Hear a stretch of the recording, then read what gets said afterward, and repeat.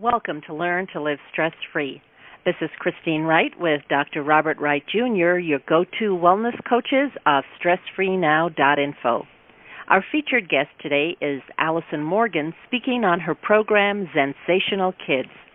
Allison Morgan is a pediatric occupational therapist and registered Yoga Alliance teacher working with children of all abilities for over 25 years. As the director of Zensational Kids, Allison has developed innovative programs for schools, guiding them in the sustainable integration of evidence-based yoga and mindfulness into classrooms.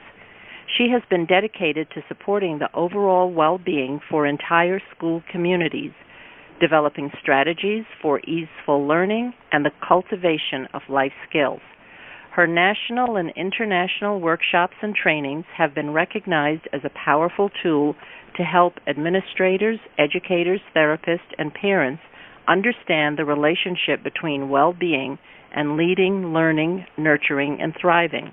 Along with authoring her first children's book, Wisdom Within, she is the developer of Educate to Be, Tools for Engaged Learning and Living. This yoga and mindfulness program has been instrumental in bringing mind-body practices into educational and therapeutic settings. Educate to Be supports school communities in building a greater culture of self-awareness, emotional regulation, compassion, and empathy. Allison was a contributor to the Yoga Service Council's White Book for Best Practices for Yoga in School. She currently sits on several advisory boards for programs and organizations involved in the education, care, and well-being of youth. Allison is a delight, and we are so happy to have her here. Hi, audience. Hi, Allison.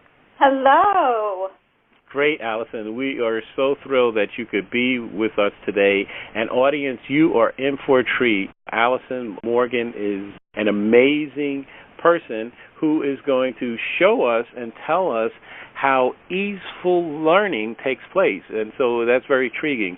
So, Allison, to start off, please tell our audience how you came to found Zensational Kids and develop your Educate to Be, Tools for Engaged Living and Learning.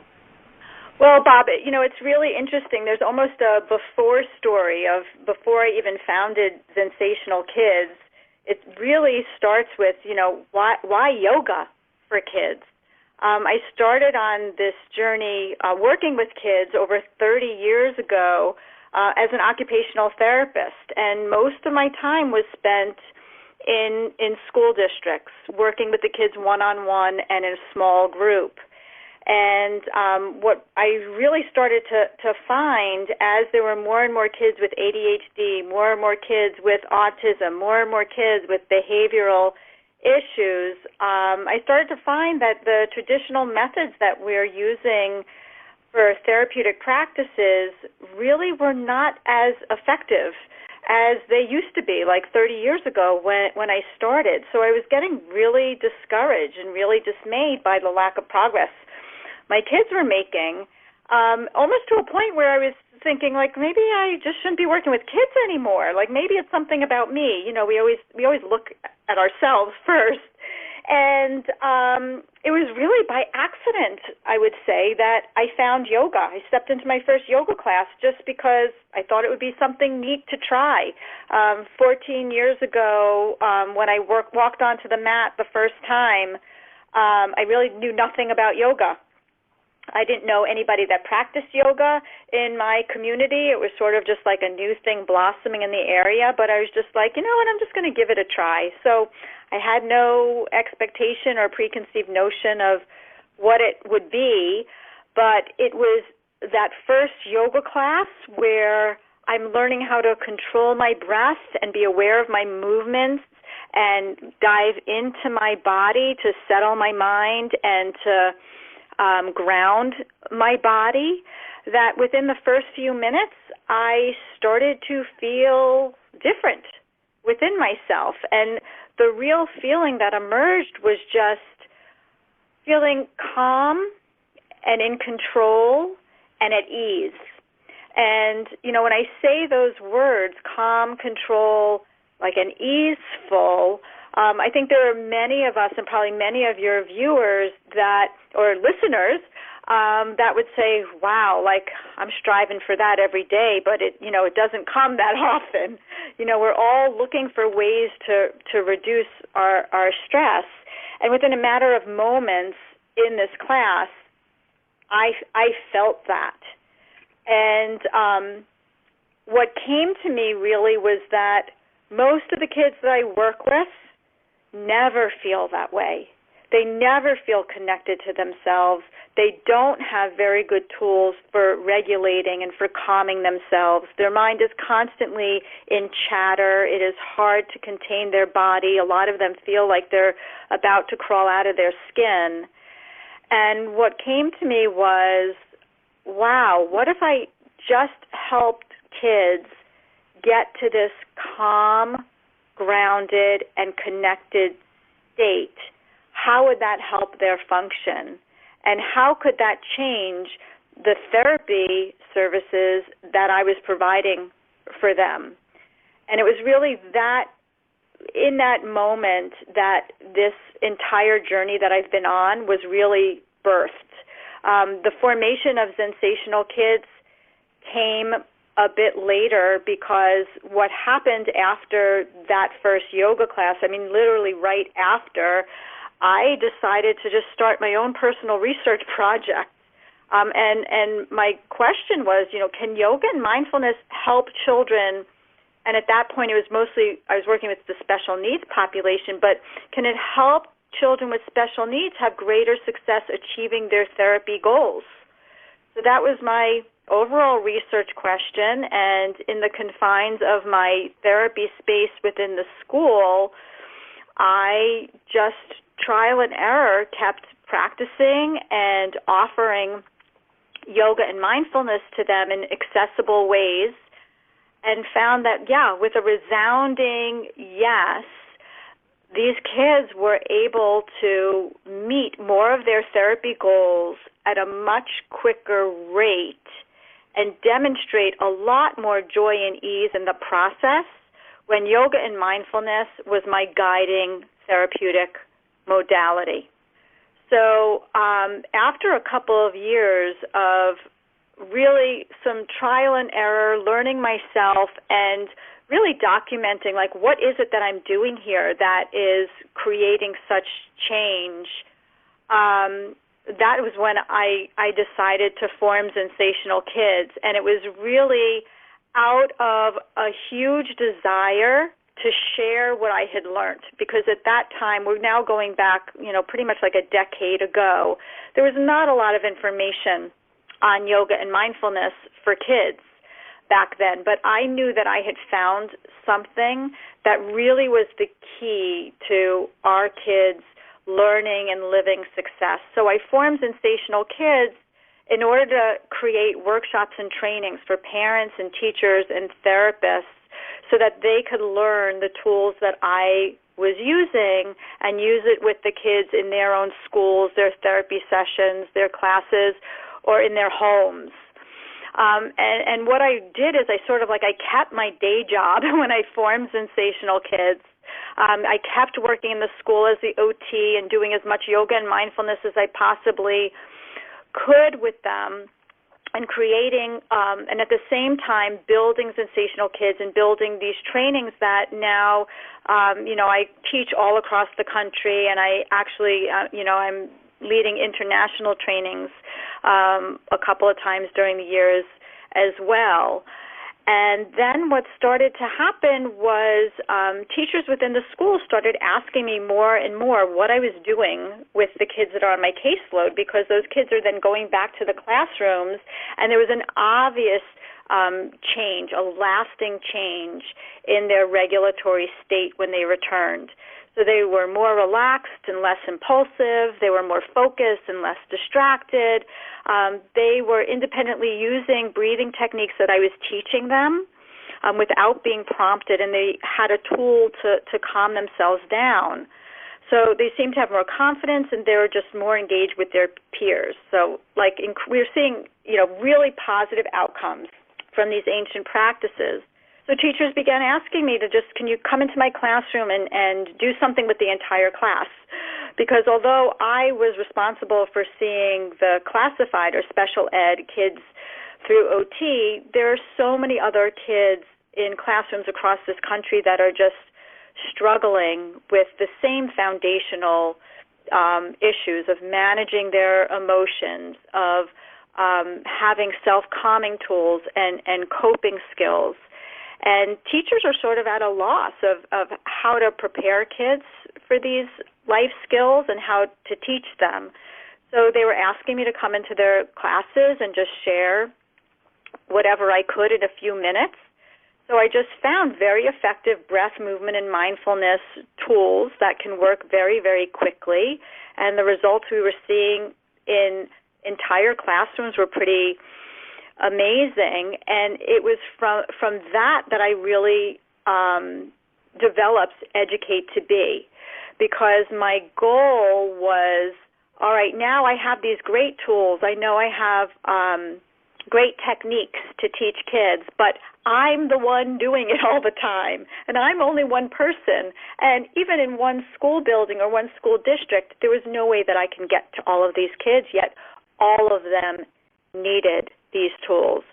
So I designed Educate to Be really to help make these tools accessible to the people that are with the kids all day long, which are the teachers. And, it was designed with teachers in mind, along with knowing what are teachers' challenges, not just with teaching, but just in the structure of a school and their time commitments and their curricular commitments, because the last thing I wanted to do was add more onto their plate. I actually wanted to lighten the load on their plate by helping get their kids in a ready-to-learn state. So that was really how Educate to Be was designed. Well, Allison, I have to tell you, thank you so much. Before the call started, as I expressed, Christine and I are thrilled to have you on this show, because you have actually broken through what might be the equivalent of the sound barrier, et cetera. Our personal experiences and people that we know, there has been tremendous pushback, unfortunately, trying to get what seems to be obvious evidence-based, research-driven, helpful things for both the children and the students that would simultaneously reduce stress, boost test scores, and also increases teacher satisfaction. There are a host of studies out of Harvard and Stanford and Wharton and Yale that they conclusively show that when you engage in any activity that causes an elevated relaxation response or anything that causes cyclic nitric oxide to be spiked, that the cascade of beneficial neuroendocrine events, endorphins, et cetera, oxytocin, it helps. And I could actually tell just from your answer that the parents would have to be thrilled, but what I'm curious, I know the teachers were thrilled when the kids would settle down, but what about the administrators? What about the superintendents? Are they also thrilled that the kids that would be behavior problems, would be less kids in detention, you're helping kids with ADD and ADHD? What has been the response there? Yeah, it's so funny because superintendents are sort of like the last to know because they're so far removed from what's actually happening in the classroom. So typically it's the teachers are going back and reporting to the principals and the superintendents and telling them what a change this has made, not only in the classroom, but in their life as well. So, initially when our programs get started, if they weren't initiated by the superintendent, they really hear about the benefits the most from teachers that are using it. But then I do have the other side of the equation where yesterday I just met with a superintendent, and it was actually the second time I've met with him. I met with him last year because he was interested in our program, and his initial response was, we just don't have the money. We just can't do it. And I met with him this time, and his response was, we are in such distress, particularly in his middle school. he's like, it's not a matter of can I find the money. We have to do something. Like, we have to address what is happening in these classrooms now, because it's not working. And the kids are suffering, and the teachers are suffering, and I'm afraid of what's going to happen if we don't address it. He said it's not an option. So that's really the right answer. So I'm very happy to hear you say that. I mean, I've had other superintendents get in touch with me because, unfortunately, the distress that had been surfacing in the schools really, became incredibly destructive. And unfortunately, I have one superintendent that we're working with, and he called me after there were 2 suicides in their high school. Okay. And he's like, that's it, no more. Like, there's a mental health crisis going on, and that needs to be our primary focus now, because you cannot ask children to learn, no matter what their age is, when they are in internal crisis. And this is a crisis that schools, they can no longer hide from, because we do have, like you said, Bob, we have the information now. We have the statistics coming out of the National Institute of Mental Health and the Center for Disease Control. We know that 1 in 5 youth between the ages of 7 to 18 have a mental health disorder. 1 in 5. And statistically, only 20% will get help. So if you look in a classroom of 20 kids, you have 4 of them in there that are in crisis. So they are not learning. So it's now become a point where schools can't hide from it. And part of the reason why they have been hiding is because schools are not set up. They're not designed. They do not have mechanisms in place to manage this crisis, because their mode of crisis intervention right now is a guidance counselor. One guidance counselor sometimes in a district. Well, when you're talking about districts that have maybe 20, 30 kids in crisis on a daily basis across 3 or 4 buildings, one person can't manage that. So now has come a time where schools need to look for effective tools to help kids manage themselves. We need to teach skills that kids used to come to school by kindergarten and have many of these skills, and they don't anymore. So now Allison, I remember when I was a young child, we used to have on the report card a grade for conduct and deportment and penmanship. And I think what's happened over the years, I hope I'm not dating myself. I'm, just a little bit over 20. Let me look for that lightning bolt. But what I have found in my own educational life as a student, as a teacher, it's not as holistic as it once was. If you will, that things that I as a child sort of took for granted, it's not really always here. I mean, I started teaching high school and have taught elementary school, not really middle school per se, but high school and elementary school. And I know one of the hardest things for children is to stay still all day long. And I mean, that's what we argue as adults. We get sedentary because we're sitting at a desk all day. Right. Children were built to move, and schools are not designed for the children to have movement. One of the schools where I taught at several schools, if the kids seemed antsy, this was in the lower grades, we'd, get up and shake your sillies out. Yeah, and there were opportunities to move, and the entire administration, staff, all the teachers, all the support staff were on board with this. But that was just one of several schools that I taught in. Other schools insisted that the kindergartners and the first grade and second grade sit still all day long, and that's really too much for a young child.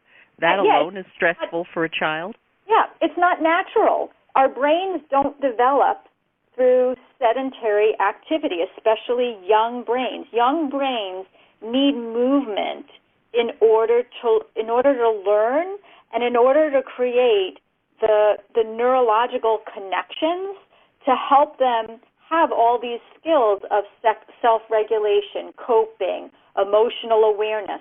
It happens first by through the movement. And we've Right. taken that And away. So there are consequences when you remove natural things that our body and brain need. So now exactly. Yes, I agree with you completely. And I think part of it is it's such a large system, our education system. It's different from city to city, state to state, and not every administrator or teacher is on board. And I think that's why, there's so many different types of schools. You've got your Montessori, you've got your Suzuki, you've got your Waldorf, but so many children are in the public school, and I think this is why Bob and I was so interested in what you're doing with Zensational Kids. There's such a large population of students that don't have this opportunity. So I think what you're bringing to the school is marvelous. And you said something earlier, which makes a lot of sense. There's only one of you, so you're bringing this to the teachers. So tell us more about how do you work with the teachers so that, because I think it's not just the child that doesn't always have a coping skill, the teacher doesn't, and the teacher's under pressure. Yeah. So, and by you teaching the teachers, so tell us more about the work you do with the teachers. Yeah, it's so interesting because when I started doing this work, like you said, it was really focused on what can we do with the kids? How do we help the kids? How do we help the kids cope? And because my approach is, I train the teachers of how to work with the kids, and along with training the teachers, I do a lot of teacher observation and modeling for them. And what I've really not only what I've noticed, but what we just know from the research too, is that teachers need these tools themselves because teaching has become one of the most stressful professions. And here we have this, being at the front of a classroom leading, 20 or 30 kids all day long. And when a teacher is stressed and overwhelmed, that's the main message that the kids are getting.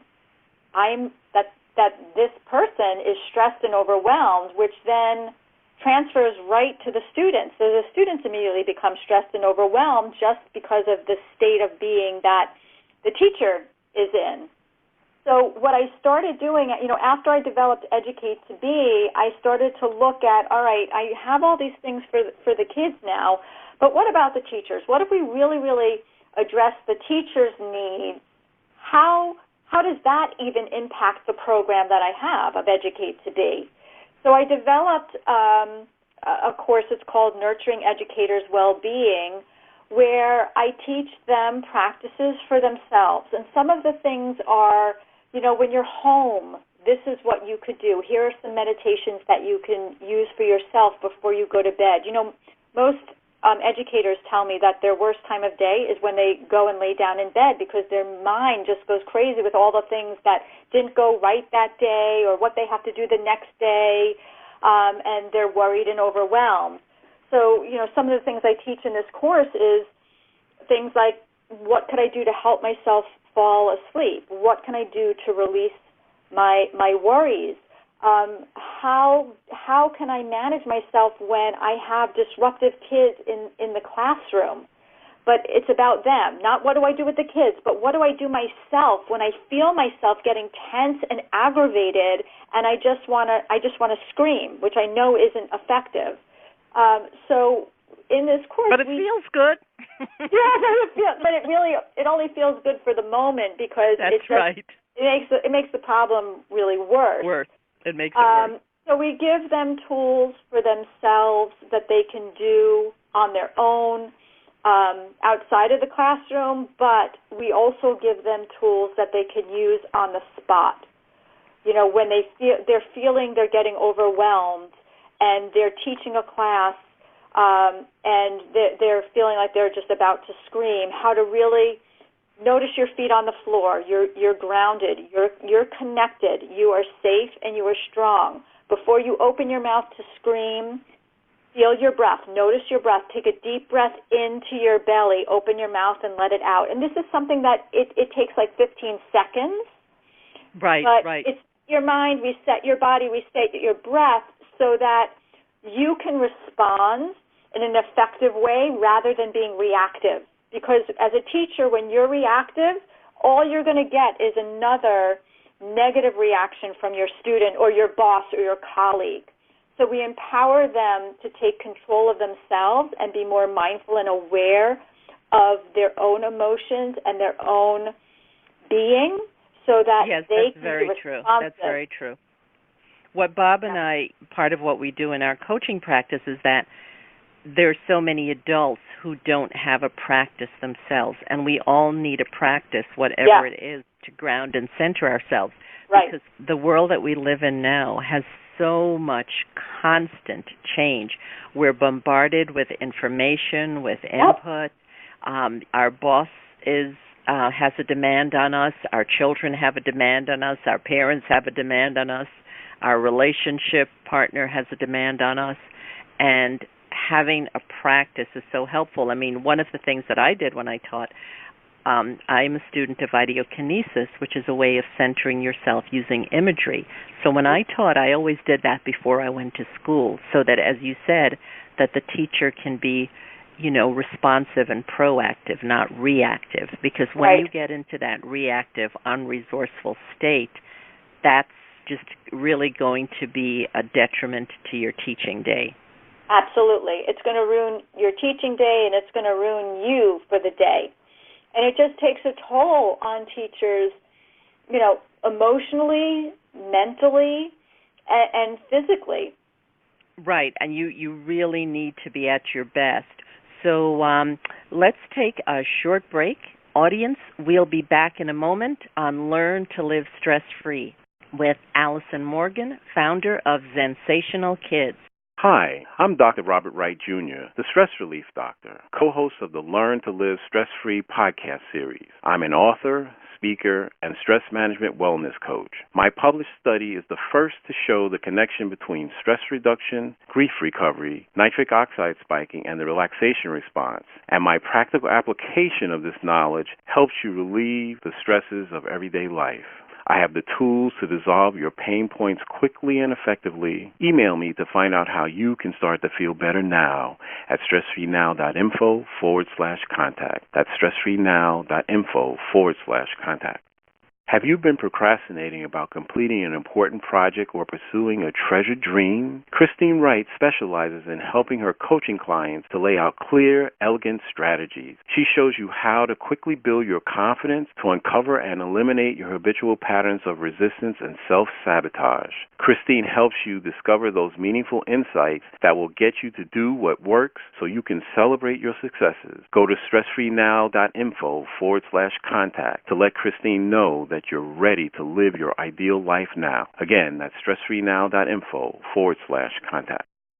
Welcome back to Learn to Live Stress-Free as we continue our conversation with our featured guest today, Allison Morgan. Allison, before the break, you said so many amazing things that I have to tell you, Christine and I, we're just tickled that you have been able to actually do many of the things that we would have liked to have done in the public school, but we got pushback when we were just even talking to people about things which are just seemingly obvious, that there are all these studies which show clearly that if you show students how to meditate or use yoga or use a technique that I'm certified in, open focus or neurofeedback, biofeedback, it almost doesn't really matter what technique it is. The issue is that there are all these studies which show that when they do that, in some of the worst schools, the detention rate and the suspension rate drops to zero. Yeah. And so how good is that for the teachers? How good is that for the staff, the administrative staff? How good is that for a parent to hear that their kid is not suspended? And how good is that for the child to know that, hey, before I was impulsive or I was a bully, or I couldn't control my outbursts, and now I can. And this is a life-changing skill that's not just used in school. And so we're thrilled, and we, of course, have been saddened in the past because, what seems obvious to us that, hey, this should be like immediately embraced, but it often is not. And so, right.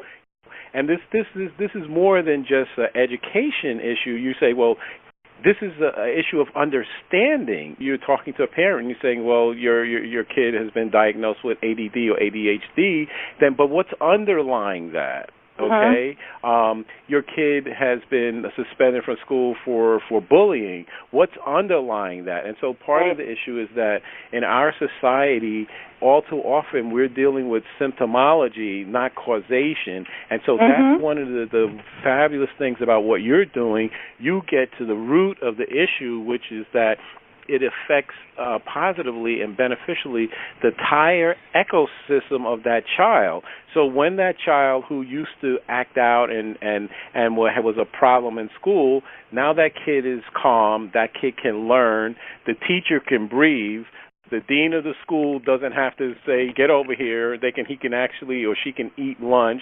The kid comes home with a nice report card, and it goes on and on down the chain. Now that kid doesn't have to get left back. The test scores go up, and then other people see, hey, wasn't that the really bad kid in the class? And then so other things that would have happened, like a domino effect. And so this, to us, seems very obvious that it would be very, very beneficial. So can you, let's zero in on this issue, since this has been the pink elephant in the room, this whole thing with the testing. Can you speak, Allison, directly to how your programs and programs like yours have been able to improve test scores and or at least be helpful in terms of reducing test-taking anxiety? Because all this testing, we've been talking to parents. The parents are stressed out over the testing and the homework. The teachers are stressed out, because of the stakes. And then the administrators are stressed out because if their school doesn't score well, then there are consequences for that. Right. I should say negative consequences. Right. Because we live in a blame world. We live in a stressed out blame world. So let's just, you said that word stress many, many times, and it's, the lingo in the schools, like they're understanding that we're stressed. And we know that when you're stressed, you're not very effective of being the best you. You can't be your best you. But let's bring it to education, and let's bring it to learning, and let's bring it to test scores. Because everybody always, like you said, what about the test scores?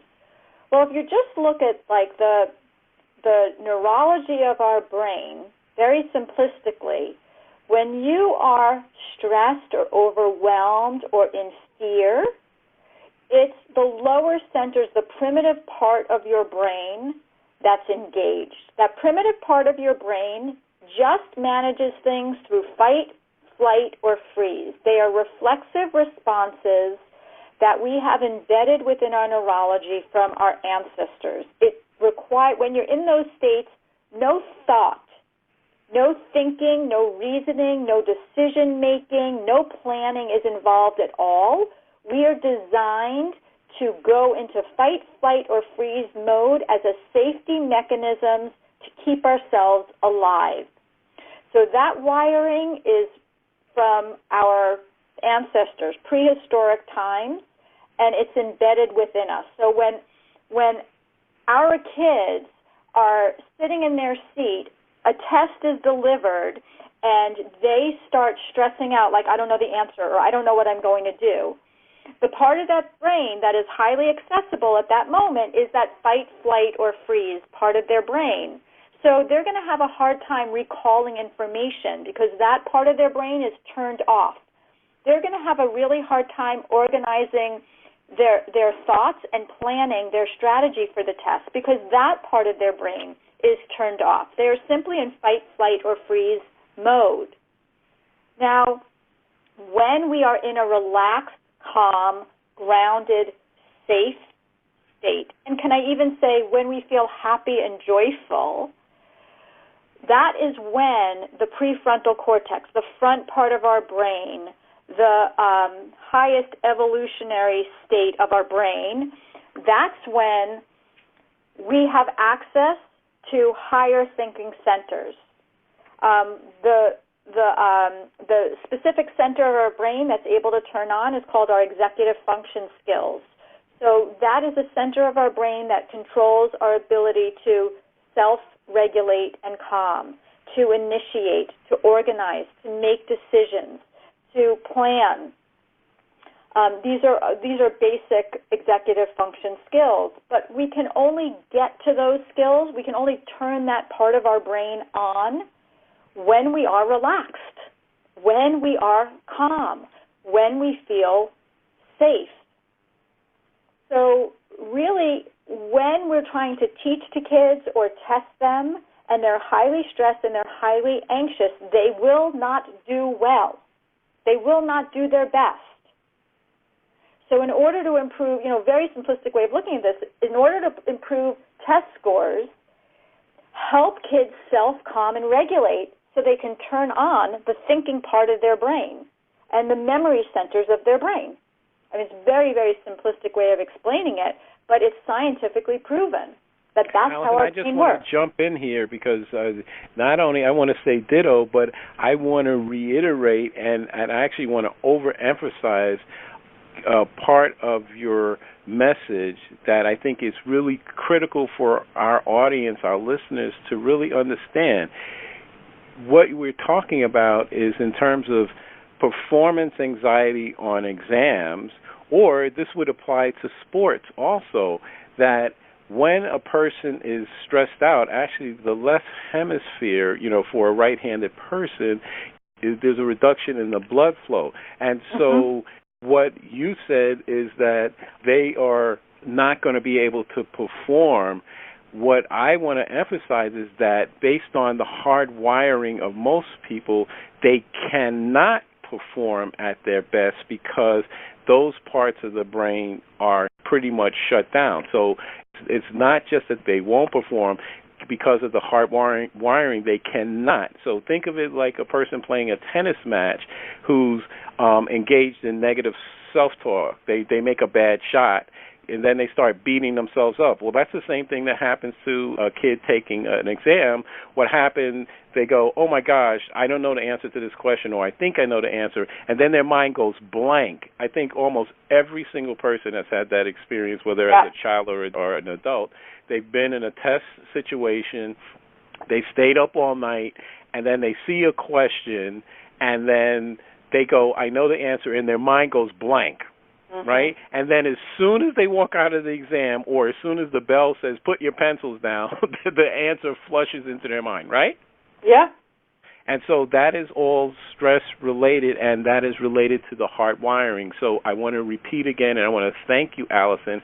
It is not just that they won't perform, they cannot perform at their best because of the way the brain is structured and wired. And so the fight, flight, or freeze, and I want to thank you for adding the freeze aspect because that's like the deer in the headlights. You say, well, the car is coming. Why doesn't the deer move? Because it's frozen. Most people just have heard fight or flight, but they don't hear the freeze part. So thank you for saying that. So the student is taking an exam. It doesn't matter if it's the elementary school, junior high school, or that they're taking the SAT, or they're taking the LSAT, they're taking the MCATs, they're taking the nurse's exam, or it's a doctor in med school studying for their boards, right? And so it's if the person freezes, they are accessing the reptilian part of the brain, or they're accessing the limbic part of the brain, which is the amygdala, the fear system, and then, as you mentioned, that executive part of the brain where the decision-making takes place, it is offline. And so everybody knows what offline means on the computer, so just imagine you're offline taking an exam, the part that you need where all the studying you did, you can't access the card catalog in the library. Well, I'm really dating myself because who does that anyway? But Allison, there's another aspect of this, and you know this being in the system for so long, that let's just take an elementary school. The periods are relatively short, so the teacher has a short amount of time to get a lot in. Mm-hmm. Also, I can only hope, but I know that for many schools, it's not always a cooperative, concerted effort between administrators, teachers, and parents. So if a child feels that a teacher is expecting something from them and their parent is saying, pass this test or else, that adds to their level of anxiety. Yeah, absolutely. And that's why when we work with schools, we work with them now from the top down. So I have programs that are specific to addressing issues with superintendents and principals and special ed directors and guidance counselors. I have programs that are specific for educators and ones that are for parents. So we get every part of that educational community knowledgeable and on board, and each of them have tools to address their own separate needs. Even though their needs are all similar, they're stressed and overwhelmed, but how we go about teaching them how to manage all that is a bit different. But it is important to have everybody on that in the educational community, or you could say the educational team, parents included. We have them all on board. Right, and what I have found, too, is in terms of having tools, if the child has the tool, that's one thing, but the teacher needs to have it and the parent needs to have it so that they're getting reinforcement of the message and they're not getting conflicting messages. I know how it's really important that, for whatever program schools are using to initiate these programs within schools, that everybody within the educational community hears the same message.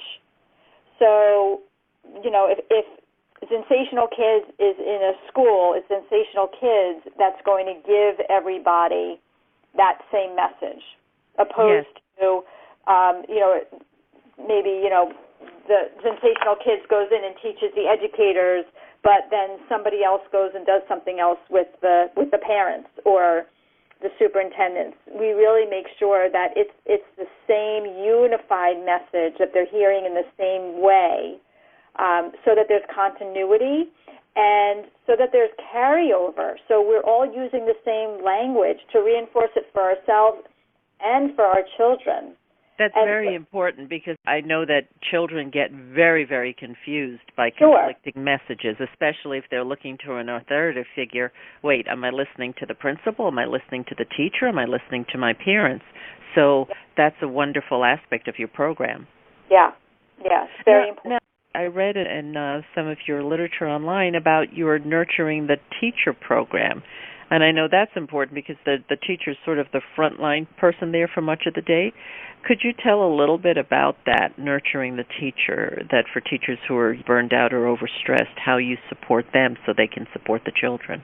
Yeah, I mean, what we've really noticed over the years is that, I can give teachers tons of tools of things that they teach the kids, of how the kids can manage their own stress. But if we have stressed and overwhelmed teachers, they're not really able to convey the message of how to relax if they can't do it themselves. So in that Nurturing the Educator course, we really give them clear techniques that they can use for themselves.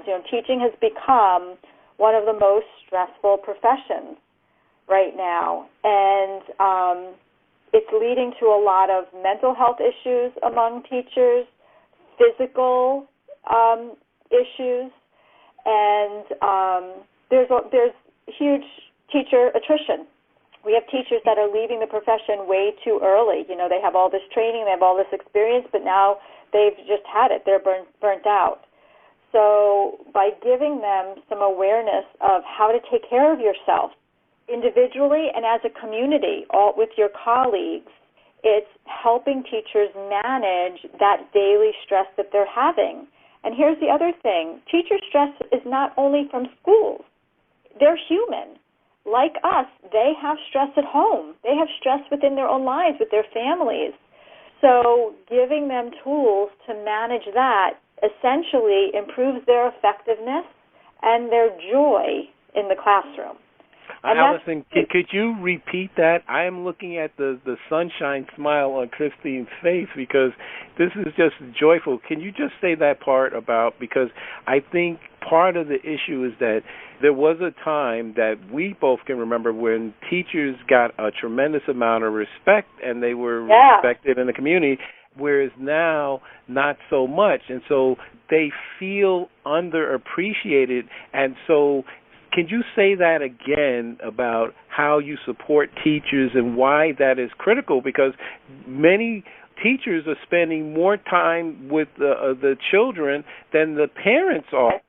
Well, it's funny because the thing that I always say to educators now when I'm teaching them, even the Educate to Be, I'll say to them, who is the most important person in that classroom? Who is the most important part? And the answer is them. And I say, you are. You are. And it's wonderful to have tools for the kids and all the issues that your kids are having. But what I'm concerned with and who I want to take care of and empower to take care of themselves is you, the educator. You are the most important person in that classroom because you cannot give from an empty cup. And if you are undernourished, if you're thirsty for care, if you are tired and burnt out, you have nothing to give. Teaching is a giving profession. So the first cup that you need to fill is your own. And it's not being greedy. It's not being selfish. You're filling yourself so that you have more to give. But you have to fill yourself first. And that's really where that course, Nurturing the Educator's Well-Being, that's the focus of it. How do you nurture yourself when what you're feeling from the community outside is you're not feeling respected and you're not feeling supported? How do you not look at those things as being sources of your well-being and your care? But that's how very can lovely, you look within and do it for yourself? I would imagine that many, many teachers are grateful to you for that, because I think teachers truly need a media advocate, because the profession is really, as Bob said, not well respected today, and teachers are bombarded. And if they are the frontline person in front of the children, then they need all the support that they can get, because they are very highly trained and very highly skilled, but yet they're undervalued. They're heaped with criticism and complaints, and the appreciation is not there, and that's part of being nurtured, of someone appreciating them for their high level of skill. I'm going to jump in and do a cannonball. Teachers have gotten the beat down. Yeah. And unfairly, because here's the thing. Whenever I have talked to people that are master teachers, people that have 20, 25, 30 years of experience, and they demonstrate to me, well, what they say is this: if the people who are the staunchest critics of the teaching profession were put in front of a class and then told to teach, because what they don't seem to realize that teaching is a profession, just like being a doctor or nurse. For some reason, many people think that teaching is easy until they get thrown into a classroom. So it almost should be required that critics would have to go in and teach the classes for a day, and then they would have the experience, and then they would know there would be an ontological shift, I could guarantee you. I mean, the first time they would have a kid throw an eraser and hit their head, and then the second time they'd have a kid clobber them with a chair maybe, and then maybe they'd see the light. And so, of course, I'm being metaphorical. These things don't happen, but of course they do happen. But they do. They do happen. Teachers who've been injured, and teachers who had to go out on workers' comp because they broke up a fight, and they are the ones that got hurt for trying to do the right thing. And then on top of that, to be underappreciated, and almost in certain circles they're scorned, that anybody can teach. That is not true. And if you just put a person in the classroom and say, okay, go, here's a fourth grade class, and go in and do your thing. And then when they would get mowed down, then and then we'd send them to the next class, and then they get mowed. So that is why I had you say that, and why it's so beautiful what you're doing, because this is the trite phrase: put your own oxygen mask on first before assisting others. And the last thing I'll say is this, Allison. There are a number of studies that show that if you only chose one variable that affects the well-being of the students in a class and their test scores, it is the expectation of the teachers. There's studies that show about 75% of the outcome is based on the teacher expectation, and not only is that variable so strong, you can easily take kids that are high achieving, and then you can, in less than an hour, you can flip them into low achieving students using NLP techniques and other techniques, and by the language and the assignment into, Christine tells me all the time, the gold star versus the no star students, right? Yeah. Okay, well, you're bad, you're good, you're smart. The Skeechers. Right. And then I know there's a famous study with the brown eye and the blue eye kids by just assigning them into the group. So what I'm saying is, thank you, Allison. We are so proud of you. Bravo for what you're doing. And I want to thank you for being our featured guest today. Thank you. I'm so happy to share all this with you and to join this conversation with you. Thank you. We really appreciate it. Now, Allison, could you tell our audience the best way they could reach you if they'd like to work with you or learn more about what you do, because you do such extraordinary work? Thank you. Probably the best way is to go on my website, and you'll have access to our phone number and my email address. The website is Zensationalkids.com. So it's like sensational, but it's Zensationalkids.com. Okay, wonderful. All right, so audience, you can get in touch with Allison and learn more about what she does at Zensationalkids.com, and that's Z or Z, depending on where you are. So that's ZensationalKids, Zensationalkids.com, and you'll be able to email her there, find her phone number there.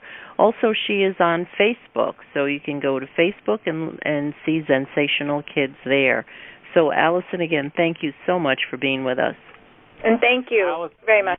Allison, this has been great fun, and so we're going to have to, of course, have you back again. So what final thoughts or key idea would you like our audience to take away from today's broadcast, Allison?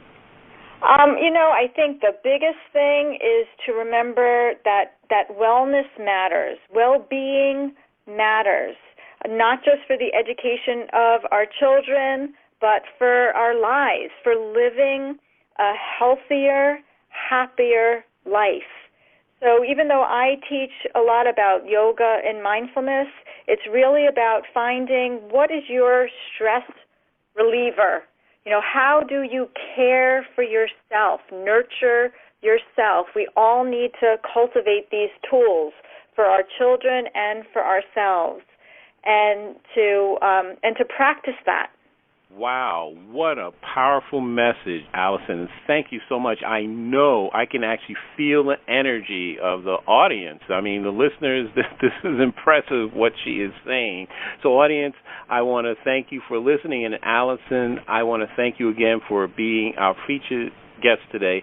Audience, wherever you are, wherever you're listening from, and whatever time zone you're in, we want you to know again how much we appreciate your presence and trust that you'll benefit in some unique or novel way from the information that we delivered on today's show. As always, we welcome and look forward to receiving your comments. Please let us know if there are additional guests or topics you'd like us to cover, or if there's a guest that you'd like us to invite back because you enjoy them so much. You can contact us through our website, and of course, your feedback and suggestions are desired. Remember, listeners, if you'd like to get the same benefits our coaching clients get with us, including learning how you can get more results in your day and easy ways to dissolve your chronic pain, stress, and anxiety, then give us a call at 954-900-2179. Mention that you heard our Stress Free Now podcast show, and you'll receive a free gift from us. Call today to schedule your appointment. For Christine Wright, this is Dr. Robert Wright, Jr. of StressFreeNow.info. Until next time, be safe and be well.